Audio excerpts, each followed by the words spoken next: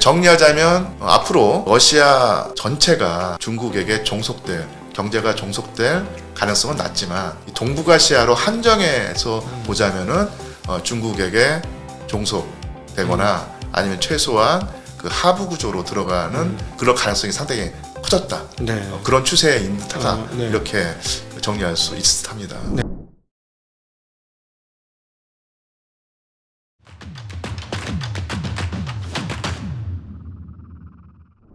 우리 이제 유한석 교수님은 사실은 역사학자시라서 예. 이 군사 관련 질문보다는 역사 관련 질문을 해드리는 게 훨씬 좋은데 예. 그 최근에 이제 홍범도 장군 예. 이슈가 좀 있지 않습니까? 예. 그러니까 그걸 통해서 우리가 러시아하고 과거에 어떤 관계였고 언제부터 뭐 제대로 된 관계가 있었는지 그 관계가 좋았는지 나빴는지 그런 게 좀 궁금합니다. 사실 그 홍범도 장군에 관한 이슈는 민감해서 사실은 또 그 아직까지도 그 연구할 거리가 상당히 많이 있거든요. 그래서 그 부분을 다 설명하기 좀 그렇고요.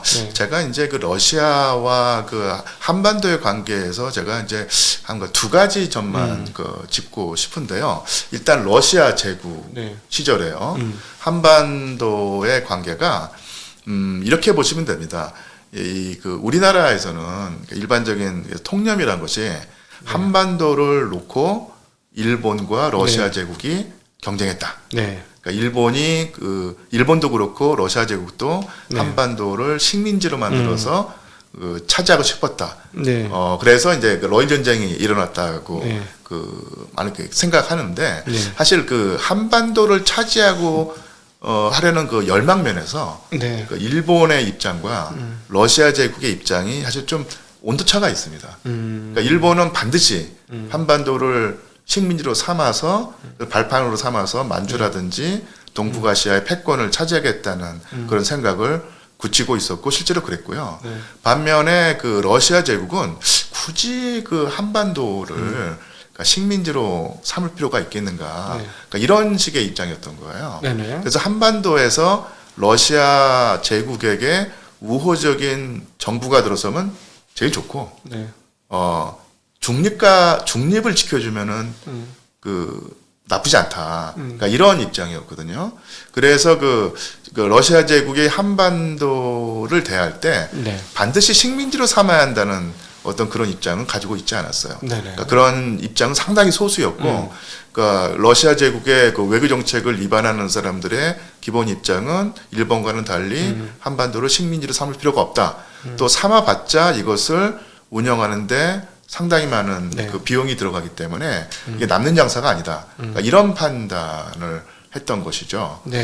그래서 이 그 한반도의 독립을 유지하는데 사실은 그 러시아 제국은 반드시 그 저해 요소였다기보다는 당시에 그 한반도의 정치 세력이 잘만 이용했으면 그러니까 일본을 견제하고 독립을 유지하는데 큰 도움이 될 만한 그런 세력이었다는 것이죠. 그러니까 이것을 못해 낸 것이 바로 당시 그 한반도의 비극이었다고 할 수 있거든요. 근데 문제는 이 러시아 제국이 제1차 세계대전의 중압을 견디지 못하고 허물어지고 그 자리에 들어선 볼셰비키 혁명, 볼셰비키 혁명을 통해서 이제 결국 1922년에 소비에트 연방이 성립을 하게 되는데요. 소비에트 연방은 그 한반도의 독립에 아주 적극적인 지원 세력이었습니다. 왜냐하면 그 소비에트 연방은 이제 사회주의 체제, 공산주의 체제였고요. 이 공산주의 체제의 가장 큰 적으로 상정되는 것이 바로 그 제국주의였거든요. 그래서 이 제국주의를 그 물리쳐야지 소비에트 연방이 존속할 수 있다. 이런 어떤 생각을 가지고 그 소련의 위정자들이 하고 있었고, 제국주의를 그 무너뜨리려면 중요한 것이 이제 그 식민지가 해방돼야 한다는 것이죠. 식민지가 해방이 되면 예를 들어서 인도가 독립을 하면 그 영국 제국주의가 큰 타격을 받을 것이고, 베트남이 독립을 하면은 프랑스 제국주의가 큰 타격을 받을 것이고, 똑같은 논리로 일본 제국주의가 타격을 입게 만들려면 한반도가 독립을 해야 한다는 것이죠. 그래서 그 한반도의 독립에 상당히 적극적인 입장을 취했습니다. 그래서 그 뭐 외교상으로도 당시 그 소비에트 연방 내지는 그 러시아 혁명을 주도했던 그 정치가들이 그러니까 레닌 같은 사람이죠. 네. 레닌이 그 한반도의 독립을 적극적으로 네. 그러니까 옹호했고 그리고 그 1922년에 레닌을 만나러 온 그 한반도의 그 독립운동가들이 있습니다. 네. 이동희 선생이라든지 뭐 이런 그 김규식 선생님이 있는데 이분들에게 그 40만 루블의 저기 자금을 지원한 거예요. 네. 일본 제국주의와 싸우려면은 네. 그 자금이 필요할 텐데 이 40만 루블을 줄 테니 이 돈으로 독립운동을 하라라고 하거든요. 네. 그러니까 40만 루블이 어느 정도 액수인지 좀 감이 안 잡히실 텐데 이 부분을 공부한 그 한국 사학자가 있는데요. 이분이 말할 때 요즘 돈으로는 한 800억 원에 해당한다고 합니다. 그 소련 같은 경우는, 그 러시아 같은 경우는 그 내전에서 반혁명과 혁명 이 격돌한 내전 3년 동안 겪으면서 그러니까 러시아 및 소련 자체가 아주 피폐했던 상황인데 그런 상황에서도 40만 루블이라고 하는 거금을 그 한국의 그 독립운동가들에게 지원했었죠. 그리고 이동희 선생이 그 40만 루블을 가지고 그 당시 이동희 선생이 그 상해 임시정부의 그 일원이었기 때문에 그 돈이 사실 상해 임시정부까지 들어가게 됩니다. 근데 따지고 보면 1922년 이 당시에 그 한반도의 독립을 적극적으로 지원하는 세력이 전 세계에는 사실은 소련밖에 없었던 거예요. 그럼 당연히 이제 그 독립운동을 하시던 분들은 지금으로 말하면 친러지만 친소가 될 가능성이 높았을 수밖에 없겠네요.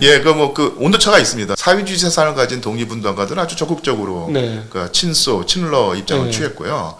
그렇지 않은 분들도 굳이 러시아 및 소련을 적대적으로 대할 필요는 없었던 것이죠. 최소한 그 연대하고 제휴할 대상으로는 충분히 삼을 수 있었습니다. 예를 들어서 그러니까 이승만 박사 같은 경우가 그때도 그 상해 임시정부를 이끌면서 상당히 소련을 두려워하고 아니면은 또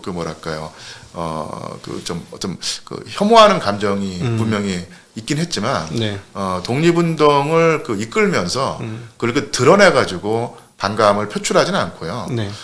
그 상해 임시정부가 아니면 전체 독립운동 세력이 그 러시아 및 소련과 손잡고 함께 갈 수는 있다.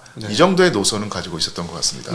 자, 그런 면에서 홍범도 장군이 나중에 그 소련으로 넘어가고 그쪽 시민권과 아니면 당증을 취득할 때 그 당시의 그 상황에서도 놓고 보면 충분히란 말이 좀 이상하지만 해서는 안 될 행위는 분명히 아니었던 것이죠. 그 당시 할 수도 있었던. 그리고 적극적으로 해도 무방한 그런 그 모습이었다고 보입니다. 그 당시에 한국은 아예 나라가 없었고, 그리고 한국을 지지하는 세력은 여기밖에 없었고, 현금을 줄 수 있는 세력은 또 요 정도였고. 그 당시에 이제 국제 정세를 놓고 보면 영국과 프랑스는 자국이 제국이고 많은 식민지를 가지고 있는데 그런 입장에서 그 한반도의 독립을 지원해서 그 식민지 운동, 해방 운동이 일어나는 것을 그 원조할 입장은 전혀 없었던 것이고. 왜냐하면 자기네 그 식민지에서도 저런 운동이 일어나면 안 되는 거니까. 미국 같은 경우도 미국이 뭐 영국이나 프랑스 같은 식민 제국은 분명히 아니지만 일정 정도 식민지가 있었고 또 하나 이 태평양에서 미국의 어떤 영향권을 지킨다고 했을 때 일본과 그때까지는 뭐 완전히 적대하는 관계는 아니었고 일정한 그 협상과 타협을 통해서 그 미국의 위상을 지키려고 하는 상황이었는데 만약에 미국이 적극적으로 한반도의 독립을 지원하게 된다면 일본과 완전히 사이가 틀어지는 거기 때문에 당시로서는 미국의 이익에 부합되지 않는 행위였기 때문에 상당히 좀 차가운 모습을 보이거든요.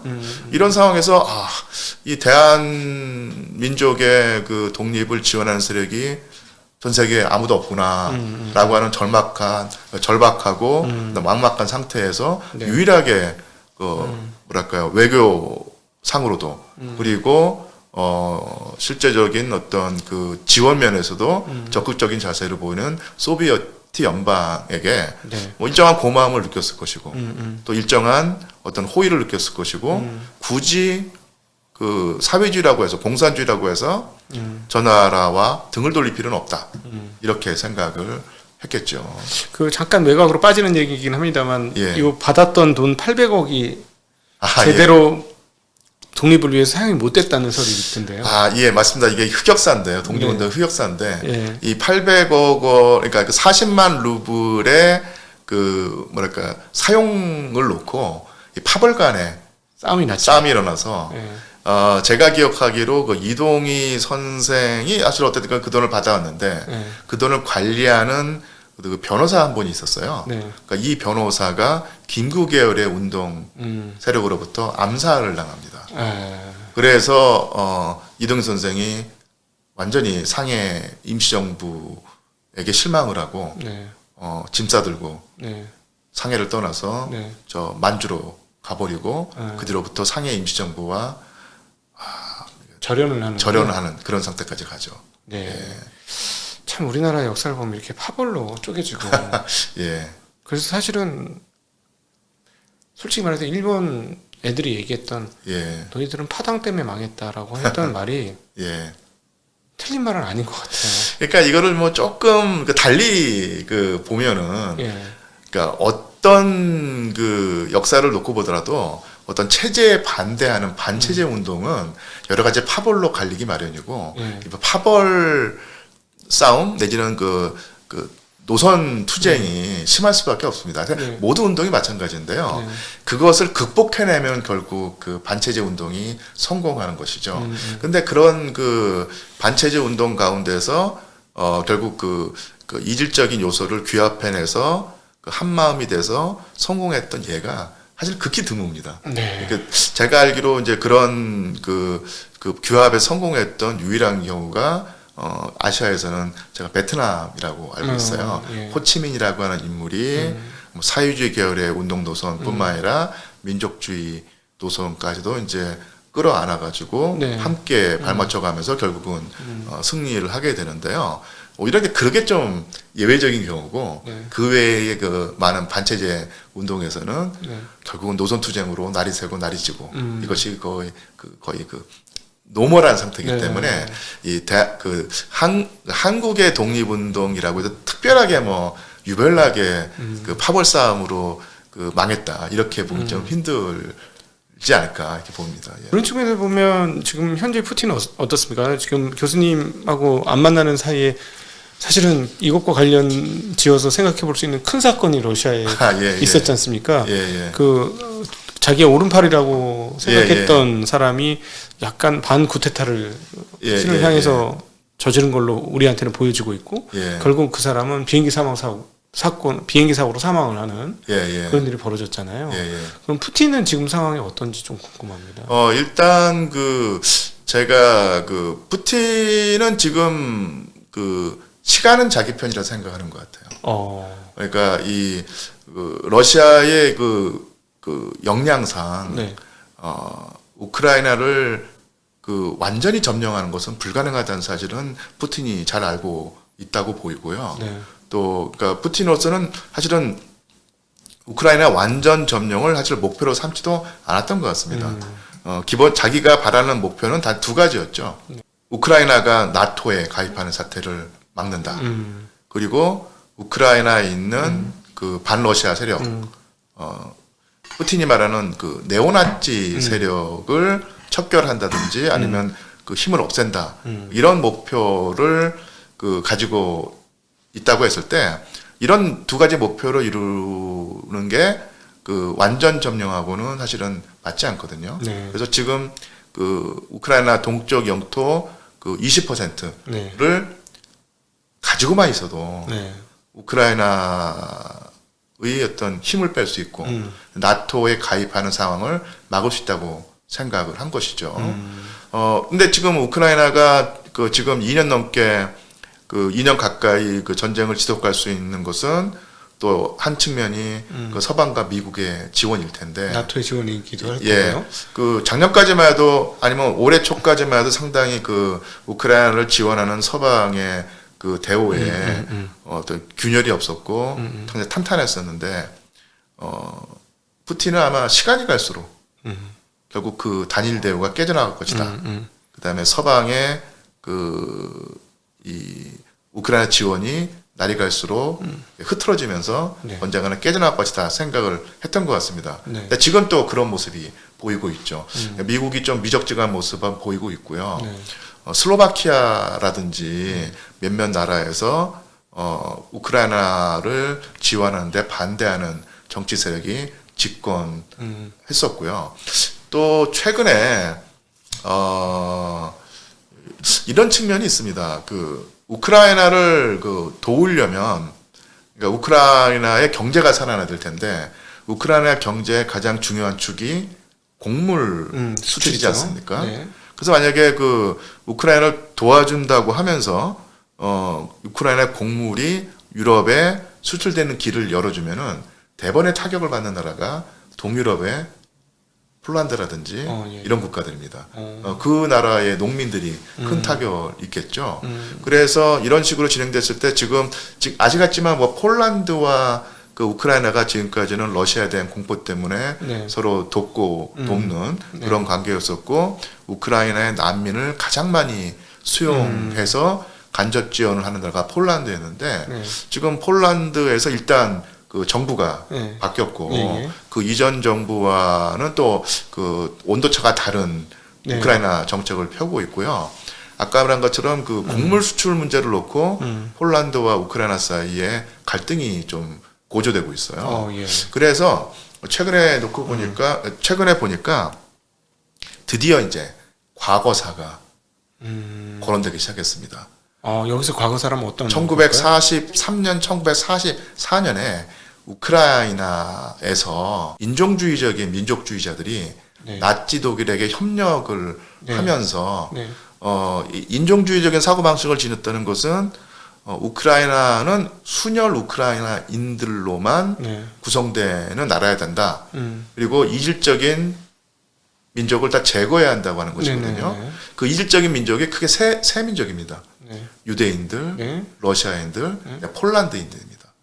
그러니까 우크라이나 서부가 네. 상당히 오랫동안 폴란드 왕국의 아니면 폴란드의 지배를 받았기 때문에 우크라이나 서부의 폴란드계 주민들이 상당히 많았거든요. 예. 수백 년간의 교류를 통해서 뭐 그런 인구 교류가 당연히 있을 수밖에 없는데 제가 이제 여러 방송에서 거론했던 인물이지만 인종주의적인 우크라이나 민족주의를 주도했던 인물이 바로 스테판 반데라라고 하는 네. 인물인데요. 네네. 이 스테판 반데라를 추종하는 정치 세력이 1943년, 1944년에 우크라이나 서부에서 폴란드계 주민들을 학살하기 시작했던 거예요. 유대인들은 제가 지난번에도 말씀하셨습니다만 인종 청소 수준의 학살을 했었는데 했었고 1943년, 1944년에 폴란드계 주민들을 학살하기 시작을 했고요. 네. 그 수치가 학자들은 10만 명 내지 15만 명을 생각합니다. 네. 그리고 사실은 구체적인 예를 들자면은 사례를 보자면 너무너무 끔찍해가지고 입에 올리기조차 힘들 정도로 잔인한 방법으로 네. 죽이곤 했었거든요. 네. 이 우크라이나 반데라 추종자들이요. 네. 전쟁통에 확실하게 폴란드계 주민들을 없애야지 우리가 바라는 순혈 우크라이나 민족국가가 수립돼 있다고 생각을 해가지고 의도적으로 학살을 하고요. 예를 들어 어떤 폴란드계 주민이 사는 마을에 들어가서 학살을 하는데 일부러 잔인하게 합니다.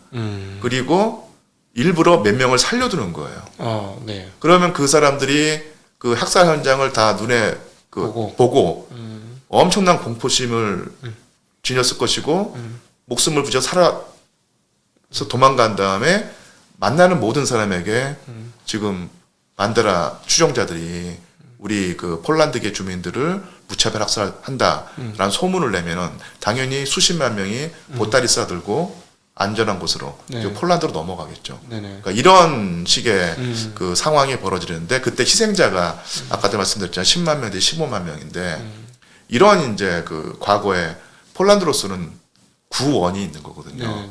악감정이 남아 있었는데 전쟁 초기에는 우크라이나와 러시아가 그 맞붙는 전쟁 초기에는 그런 옛날의 그 아픈 기억을 폴란드가 애써 억누르고 참으면서 우크라이나에게 그 우호적인 자세를 취하고 도움을 주었는데 러시아한테 당한 게 더 컸겠죠, 폴란드가. 예. 그러니까 뭐 그 러시아 근대에 들어와서 러시아에게 계속 당하는 입장이었기 때문에 러시아 공포증이 있기 마련이었죠. 근데 그런 공포증 때문에 1943년, 1944년에 우크라이나 민족주의자에게 당했던 폴란드의 아픔을 애써 억눌러 참고 그냥 그 생각하지 않았었는데 전쟁이 지속이 되는데 계속해서 여러 가지 이유로 젤렌스키 대통령과 현 그 폴란드 정부 사이에 잡음이 생기게 된 거예요. 그리고 또 젤렌스키 대통령으로서는 그 우크라이나가 살아남아야 되니까 여러 가지로 자국에게 유리한 정책을 펴달라고 요구하는데 이게 어느 틈에 시간이 갈수록 폴란드로서는 껄끄러운 상황이 됐고 그러면서 이제 삐걱삐걱 됐던 것이죠. 그리고 더더군다나 몇 달 전에 한 달 전인가 두 달 전에 그 폴란드에서 정권이 바뀌면서 그 전에 정부처럼 전폭적으로 우크라이나 지원하는 입장은 분명히 아닌 셈이고 곡물 수출 문제를 놓고 잡음이 생기면서 야 너희들 옛날에 우리 괴롭힌 적이 있잖아. 우리 그거 기억하고 있어. 그럼 우크라이나는 그걸 왜 여기서 꺼내드는 거야? 라고 하면서 이제 서로 목소리 높아지다가 지금 그 뭐랄까요 좀 갈등이 생기고 있는데 이게 더 진행이 되면 어느 순간 폭발해가지고 우크라이나로서는 가장 큰 지원 국가를 잃어버릴 가능성도 충분히 있는 것이죠. 아 그렇군요.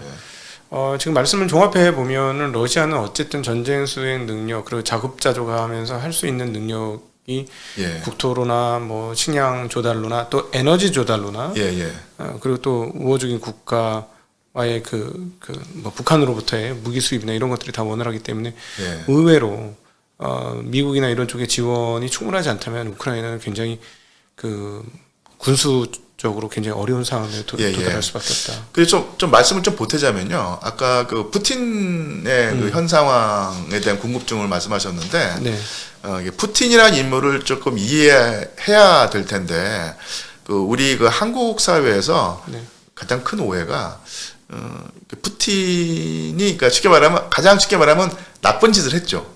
나쁜 사람입니다. 전쟁을 먼저 일으켰고 약한 나라를 지금 침공하고 있고 그 사이에 진행 과정에서 많은 인권 유린 사태가 있었기 때문에 좋은 평가를 받지 못하고 이제 나쁜 사람 으로 이제 자리매김이 됐는데 이게 그 나쁜 사람이라는 점을 그 인정하더라도 그 사람이 과연 무능력한 존재인가는 또 다른 별개의 문제거든요. 대개 보면 우리나라의 그 시중의 어떤 그 판단이라든지 아니면 우리나라 언론 보도의 기본적인 그 뭐랄까요 그 자세가 푸틴은 나쁜 사람이면서 무능하기 짝이 없는 그 지도자이다 이런 생각을 많이 하고 있는 것 같아요. 그래서 뭐 예를 들어서 뭐 프리고진 사태가 일어나서 자기 오른팔에게도 뭐 배신당하고 얻어맞는 사람이 무슨 뭐 저유체 가가지고 전쟁을 이끌겠느냐 곧 뭐 험한 꼴을 당할 것이다 이런 식으로 생각을 하는데 이 프리고진 사태를 그 대하는 푸틴을 보면요 놀라운 측면이 있습니다. 왜냐하면 그 자기가 믿었던 그리고 자기가 전폭적으로 지지했고 자기 그 최측근인 사람이 어쨌든 간에 자기에게 정치적 부담감을 주는데요. 아시겠지만 저기 니즈니 노브고로드 그러니까 러시아 남부에서 군대를 빼돌려 가지고 모스크바 쪽으로 치고 올라오는 상황이 됐었죠. 그때 만약에 그 푸틴이 그야말로 이제 욱해가지고 정면 승부를 했다. 군대를 동원해서 진압을 했으면 진압은 분명히 그 성공했겠죠. 하지만 그게 내전 상태가 되는 상황이었고 아무리 강력한 국가라고 해도 그 내전 상황에서 전쟁을 지속하는 것은 사실은 엄청난 그 타격이고 감당할 수 없는 그 부담이 생길 텐데요. 그때 그 푸틴 대통령이 꾹 참고 모스크바에서 상트페테르부르크로 일단은 자리를 옮겼다가 협상을 통해서 프리고진을 일단 주저앉히고 그 다음에 돌아와서 평정을 찾는 모습을 보이는데 여기서 상당히 제가 볼 때 느끼는 게 이 인물이 참을성이 엄청 강하구나. 기분대로 행동하는 것이 아니라 자기가 어떤 행동을 취했을 때 이것이 가져올 파장이라는 것을 다 염두에 두고 계산을 한 다음에 행동하는구나 라는 모습이 보였거든요. 그래서 뒤에 진행되는 양상을 보면 일단 내전을 막았고요. 그리고 빠른 시일 내에 그 사태를 수습했고 그리고 프리고진이 일단 그 쉽게 말하면 튀었지 않습니까? 외국으로 튀었는데 또 결국 또 러시아로 돌아와서 활동을 하는 것을 보면 프리고진에게 그 안도감을 줬던 것 같아요. 이게 미끼였다고 보입니다. 그래서 다시 러시아로 돌아오게 한 다음에 또 그 계략을 써가지고 한순간에 보내버리는 이런 입장을 보고 볼 때 지금 그 프리고진이 일으킨 여파란 것이 그야말로 그 찻잔 속에 태풍에 불과했던 것이고 그런 식으로 자칫 잘못하면은 정권의 위기, 체제의 위기, 전쟁 수행의 위기를 겪을 수 있는 상황에서 극도의 자제력과 상황 판단을 잘해서 이것을 무마하는 이런 과정을 일련의 과정을 놓고 보면 그러니까 푸틴이라고 하는 인물이 매드가이일지는 모르지만 바보 멍청이는 아니다. 오히려 상당히 그 명민한 어떤 감각을 지금까지 유지하고 있고 그런 면에서 볼 때 우리나라 그 언론이 보도하는 것처럼 나쁜 놈이면서 멍청하기까지 하다. 그러니까 이런 식의 판단은 정말로 그 상황을 그 오도할 수 있는 잘못된 시각이라고 보입니다. 앞서 그 질문 드렸는데 다시 한번 조금 더 보충을 해서 이제 중국과의 관계에 대해서 한번 여쭤보고 싶은데 사실은 뭐 국제 정치학을 하신 분이 아니고 역사를 하신 분한테 이런 걸 여쭤봐서 좀 그런데 시중에서는 이제 중국의 반속국처럼 되는 거 아닙니까? 이제 뭐 앞서도 잠깐 언급이 됐습니다만 자동차나 이런 것들이 다 중국 사람으로 싹 바뀌어요. 한국 거 이제 그 많이 팔던 거 이제 없어지고 그랬다고 하는데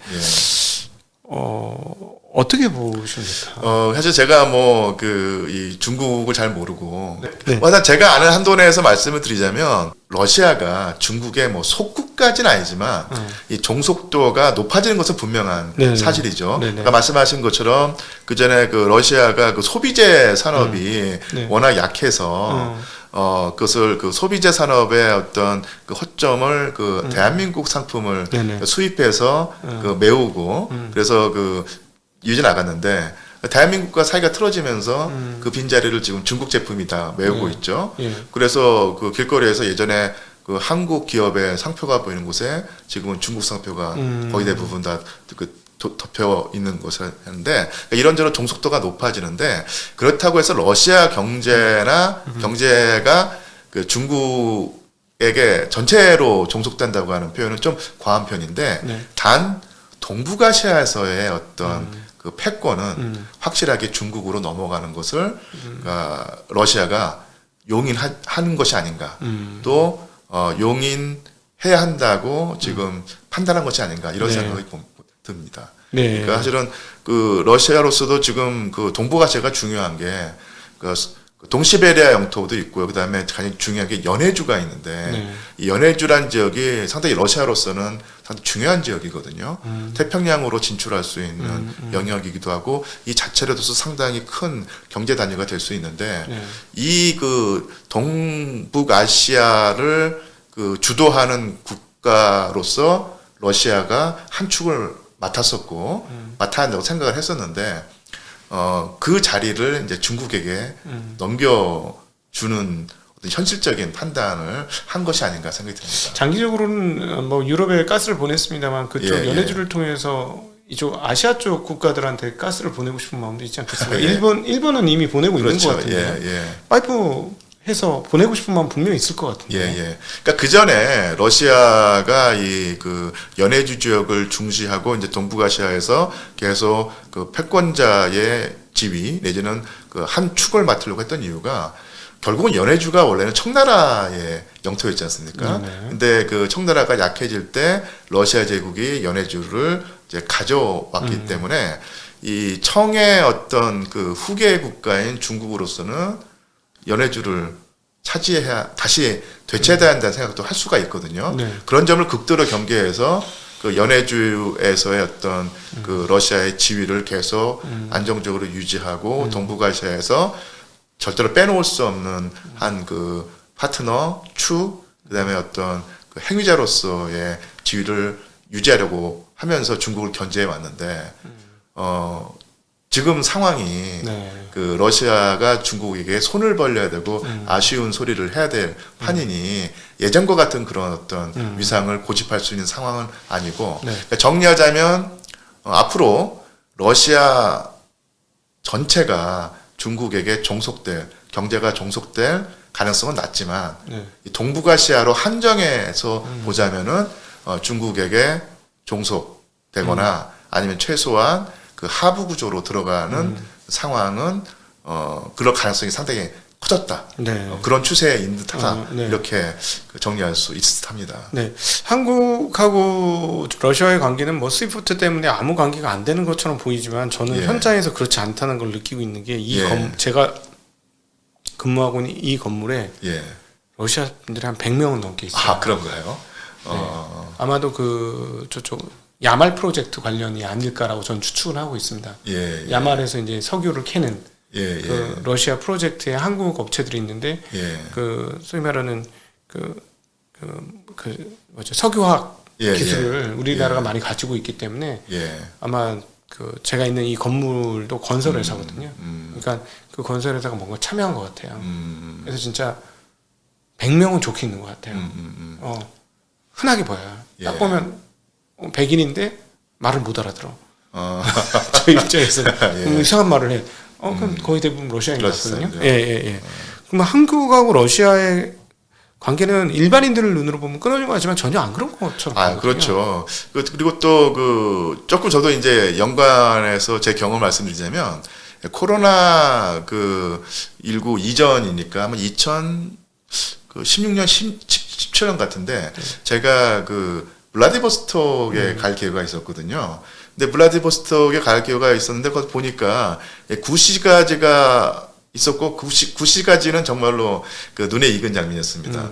뭐 예전 러시아 제국의 유산도 있고 소비에트 시대 때 지어졌던 어떤 그런 낡은 건물들이 존재하는데 새로운 시가지가 많이 생겨나고 그 다음에 블라디보스톡 앞에 큰 섬이 있는데 엄청나게 큰 대량 대형 교량이 새로 지어진 거예요. 아주 그러니까 반짝반짝 빛나는 거 보니까 아주 최근에 지어진 것인데 물어보니까 푸틴 대통령이 연해주 블라디보스톡을 방문을 하고 나서 그 다음에 다시 한번 또 이 블라디보스톡과 연해주를 집중적으로 개발하겠다고 하는 프로젝트를 띄운 다음에 엄청난 투자가 중앙에서 이루어졌다고 하는 거예요. 이 블라디보스톡에 그만큼 이제 푸틴 대통령이 그러니까 전쟁 이전, 코로나 이전에 다시 한번 이 연해주의 개발에 큰 관심을 가지고 실제로 실행에 옮겼다는 것이죠. 그래서 아마 푸틴 대통령은 그때 보관을 하기로는 이 연해주를 더 개발해가지고 대한민국도 끌어들이고 중국도 끌어들이고 또 뭐 북한 같은 경우는 노동력도 이렇게 끌어들여서 활용하면서 이 허브를 만들려고 하는 생각을 했었다는 것인데 그때는 푸틴 대통령에게 대한민국은 더더욱더 중시해야 될 경제 파트너로서 자리매김되었다고 하는 느낌이 블라디보스톡의 신시가지를 보면서 팍 느낌이 들었습니다. 근데 한국 유학생도 상당히 많았어요. 근데 그때 극동대학교라고 하는 대학이 새로 만들어졌었는데 거기서 유학하고 있는 한국 학생들이 상당히 많았습니다.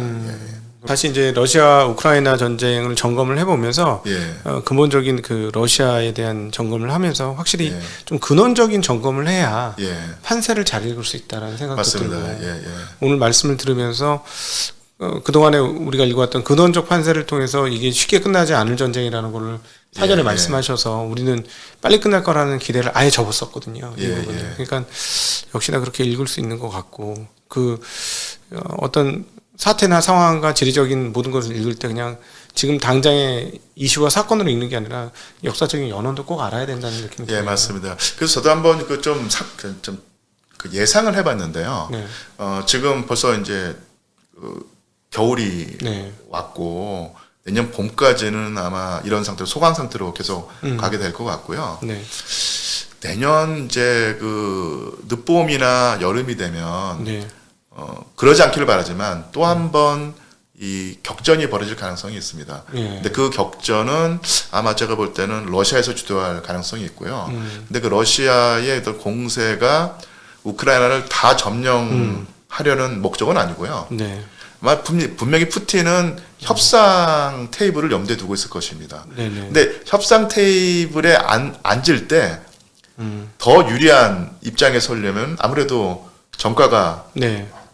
좋으면 좋겠죠. 그렇죠. 그래서 그 협상 테이블에서 더 유리한 고지에 앉기 위한 사전 그 포석으로서 네. 한 번에 또 공세를 취해서 우크라이나군을 그 조금 위기에 몰아넣고 러시아군이 마음만 먹으면 더 큰 영토를 차지할 수 있다는 어떤 그런 것을 과시하는 수준에서 공세가 한번 있고 나서 그다음에 협상이 벌어지지 않을까 네. 이런 생각이 들고요.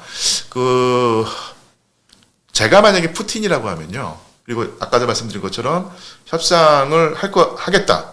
그런데 협상에서 더 많은 것을 얻어내려면은 한번 군사적으로 한번 공세를 취해야 한다라고 했을 때 제가 만약에 푸틴이라고 하면은 키우 방면을 치는 듯 하다가 네. 키우 쪽으로 가게 되면은 당연히 수도를 지켜야 되니까 그쪽으로 그 우크라이나 방어 역량이 좀 몰릴 텐데요. 네. 그때 남쪽에 있는 오데사를 공격하지 않을까. 네. 오데사를 차지하면 제일 좋고 네. 차지하지 못하더라도 오데사까지도 우리가 차지할 지위에 있다라는 것을 과시해가지고 협상 테이블에서 젤렌스키 내지는 네. 그 이후에 그 우크라이나 정부에게 압박을 하는 이런 시나리오를 한번 생각을 해봤고요. 네. 그게 아마 2024년에 한 시나리오가 아닐까 생각을 해봅니다. 네네네. 듣고 보니까 충분히 그렇게 설득력 있게 들립니다. 예, 네, 예. 충분히 그렇게 할 것 같고,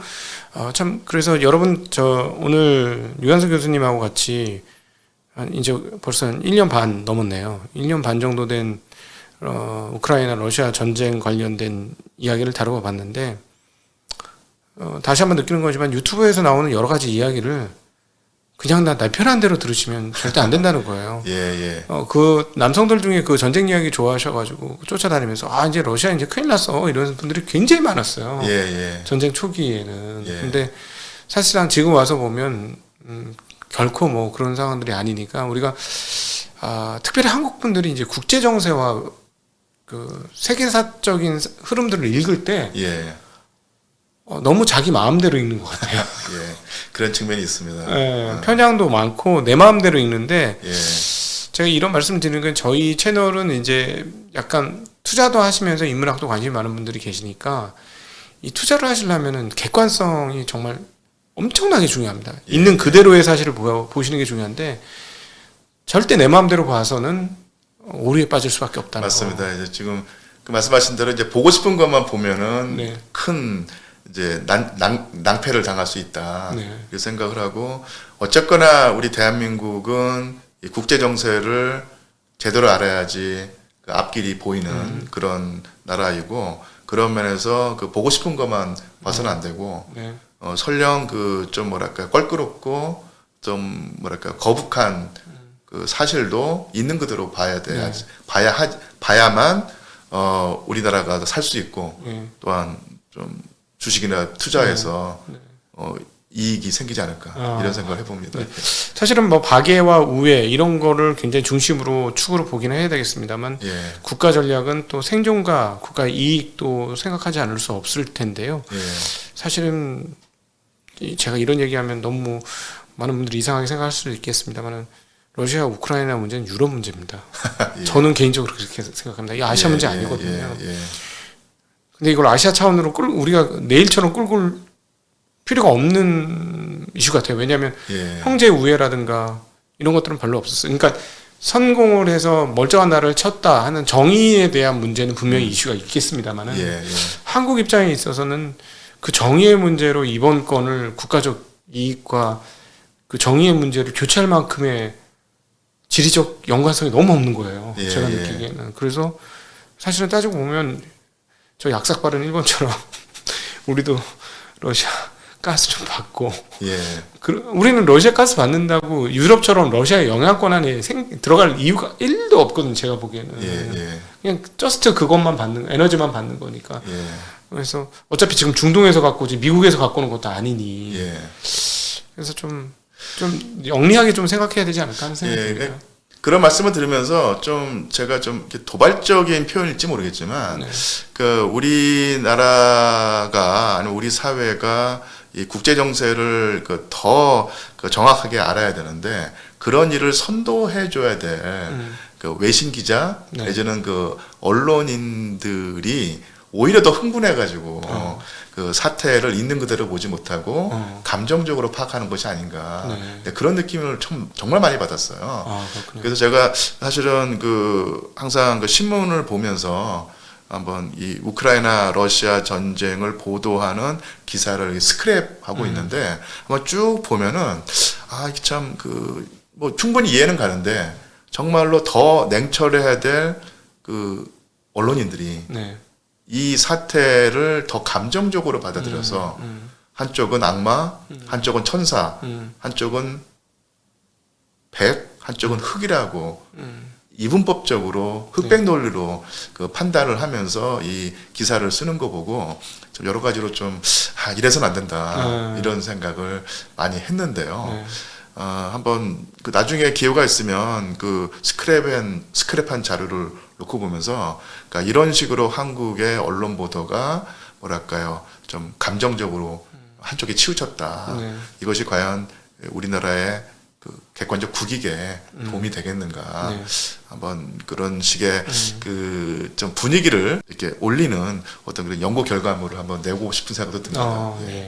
그런 것들이 좀 사회에 좀 펼쳐졌으면 좋겠다는 말입니다. 우리나라가 하도 여기 쏠리고 저기 쏠리고 우리끼리도 많이 쏠리잖아요. 그래서 그런 거 없이 좀 객관적으로 세상을 좀 바라봤으면 참 좋겠다. 다시 한번 그 명과 청의 그 권력 교체기에 한반도가 겪었던 어떤 그런 대환란이라든지 고통을 보면은 정말로 그 오늘날과 이렇게 구조적으로 비슷한가 이런 느낌이 들면서 사실은 또 그렇게 또 우리 그 한반도에 살았던 그 조상들이 이렇게 뭐랄까 판단을 그 잘못해가지고 그 고통을 겪었던 역사만 있는 것이 아니라 조선이나 고려 시대를 보면요, 이 송과 원의 어떤 송과 어떤 그 거랑 이쪽의 어떤 그 갈등이 있을 때 고려 왕조가 상당 요즘 뭐 드라마도 나오지만 상당히 그 국제 정세에 기민하게 대처해가지고 어떤 주권도 지키고 한반도가 그 전란이 되는 상황을 막았던 경험이 또 있거든요. 그래서 이 조선의 경험만 놓고 우리 항상 그 강대국의 어떤 그 충돌할 때 우리는 그 실패만 했다, 외교상에 실패만 했다 이렇게 패배식에 빠지지 말고 고려 시대를 보면서 우리가 정말로 그 성공한 경우도 있었다. 한번 그런 또 성공의 경험을 다시 한번 들여다보는 지혜를 가지게 되면은 슬기를 가지게 되면 2024년 앞으로 우리 충분히 우리가 이런 위기를 극복해 나갈 수 있지 않을까 이런 낙관적인 생각을 해봅니다. 저는 꼭 그렇게 되기를 우리 앞으로 그렇게 되기를 정말 간절히 바라보고요. 우리 언젠가는 우리 유한수 교수님과 함께 러시아 그 예술 기행을 한번 떠나보고 싶다. 이런 생각을 참 많이 해봅니다. 가서 음악회 꼭 가보고 싶고 그 대단한 박물관들, 미술관들도 한번 보고 싶고 그런 날이 왔으면 좋겠네요. 상명대학교 유한수 교수님과 함께한 현재의 러시아 상황 그리고 러시아 우크라이나의 전쟁에 대한 어떤 예상 그리고 그 러시아 역사를 통해서 우리가 예측해 볼 수 있는 대목에 대한 이야기 그리고 현재 문화에 대한 이야기까지 한번 걸쳐서 재미나게 이야기해 보았습니다. 귀한 말씀해 주신 우리 교수님께 감사드리고요. 그리고 함께 해주신 모든 시청자분께도 감사 인사드리겠습니다. 인사드립니다. 고맙습니다.